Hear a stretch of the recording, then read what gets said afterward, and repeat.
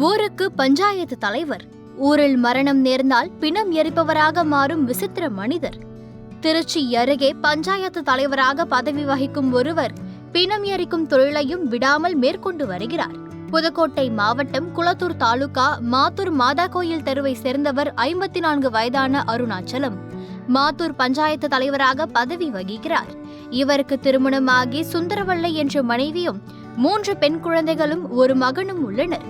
கடந்த 5 ஆண்டுகளாக பஞ்சாயத்து தலைவர் பதவி வகித்தாலும் தனது தொழிலான பிணம் எரிக்கும் தொழிலை விடாமல் மேற்கொண்டு வருகிறார். 3ஆம் வகுப்பு மட்டுமே படித்த அருணாச்சலம் சிறு வயதில் வீட்டின் அருகில் இருந்த தொழிற்சாலைகளில் வேலைக்கு சென்று இருக்கிறார். அப்போது அவருக்கு சம்பளம் வெறும் 3 ரூபாய் மட்டுமே. அந்த காலகட்டத்திலேயே உறவினர் மகளை திருமணம் செய்திருக்கிறார். தொழிற்சாலை வருமானம் பத்தவில்லை என்பதற்காக காய்கறி வியாபாரம் உள்ளிட்ட பல்வேறு வேலைகளை செய்திருக்கிறார். எதிலும் நிரந்தரமான வருமானம் இல்லை. அப்போது இந்த ஊரில் பிணம் எரிப்பவராக இருந்த அந்தோணி என்பவர் அருணாச்சலத்தை அழைத்து தன் தொழில் தெரியாதவனுக்கு தலையளவு பஞ்சம் என்பதை தெரிந்து கொள் என்று கூறியிருக்கிறார். அவர் கூறியதை யோசித்த அருணாச்சலம் தனது தந்தை இத்தொழிலை செய்யாவிட்டாலும் தாத்தா பாலமுத்து செய்த பறையடிக்கும் வேலையையும் பிணம் எரிக்கும் தொழிலையும் துவங்கி இருக்கிறார். அன்றிலிருந்து தற்போது வரை பஞ்சாயத்து தலைவராக பதவி வகித்தாலும் பிணம் எரிக்கும் தொழிலை கைவிடாமல் தொடர்கிறார். மேலும் துக்க காரிய வீடுகளில் பறையடிக்கும் வேலையையும் செய்து வருகிறார்.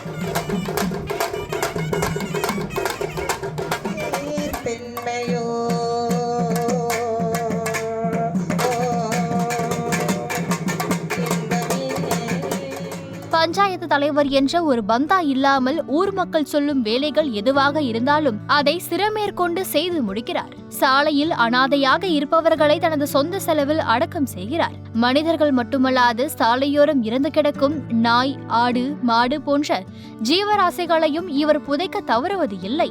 ஒரு காலத்தில் என்னுடைய மனைவி பணம் கிடைக்கிறது என்பதற்காக என்னை வீட்டில் தூங்க விடாமல் இந்த வேலைக்கு அனுப்பி வைப்பார்.